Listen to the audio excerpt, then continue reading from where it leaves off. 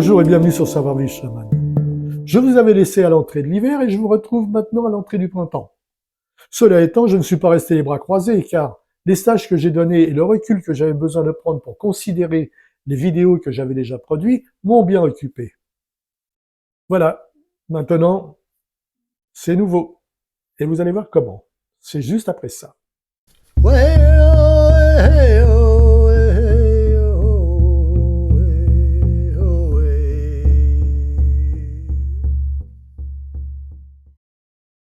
L'hiver s'est retiré peu à peu, et voici le temps où le cœur du printemps se révèle. Nous écoutons le battement de ce cœur qui vient des profondeurs de la terre-mère. Il annonce la fin des jours courts et sombres et la naissance des jours longs et lumineux. Et il n'est pas besoin de demander, tout nous est offert lorsque notre attention s'arrête sur les présents. Le printemps est un chant de l'équilibre et du renouveau qui résonne en chacun. Il ne s'agit pas de prendre par peur de manquer et d'accumuler au détriment de tous. La démesure est la mère du déséquilibre que la nature nous invite à constater autour de nous.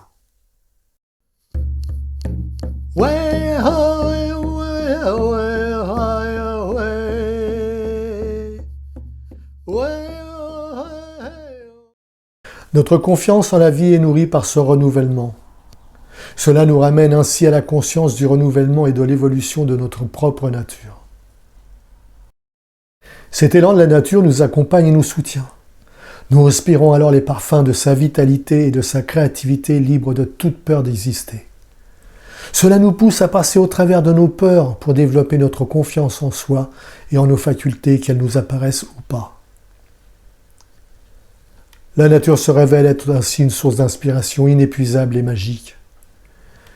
Respecter toutes les manifestations de la nature et les protéger nous inscrit dans la sagesse. Comprendre que nous ne sommes que de passage et que nous préservons les bienfaits de ces dons pour nos enfants est le message qui est à partager sans réserve. La vie ne s'accommode pas de la frilosité, dit Elvira, l'un de mes guides. Ainsi, la nature devient notre parent commun le plus sacré. Et toutes les formes de vie qui l'habitent sont nos parents sacrés. Dans nos cérémonies, nous reconnaissons, nous accueillons et nous remercions d'être aussi des enfants sacrés et bénis de la terre-mère. Nous accueillons et nous remercions de ne pas être les orphelins de notre monde.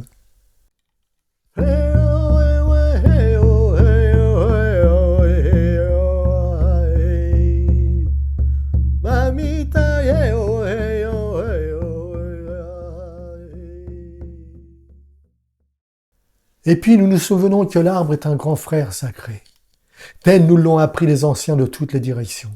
Nous comprenons la sagesse de cet enseignement, car le grand frère arbre plante ses racines dans le ciel et la terre-mère.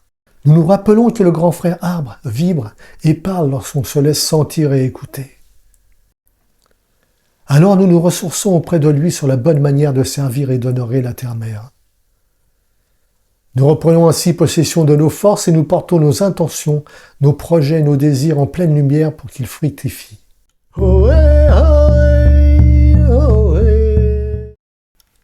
Les puissantes racines du grand frère arbre nous invitent à descendre dans les profondeurs afin de rencontrer les gardiens ancestraux de la terre-mère. Un gardien nous accueille et nous transmet la bonne manière de vivre en accord avec le vivant. Et nous nous retrouvons alors dans le cœur de la terre-mère. Et nous nous retrouvons dans notre cœur. Puis le cœur de la terre-mère et le nôtre s'unissent dans un seul battement. La paix et l'harmonie règnent alors en nous et sur la terre. Nous gardons et protégeons délicatement ce moment. Le gardien s'approche maintenant pour nous guider et nous ramène au pied du grand frère arbre.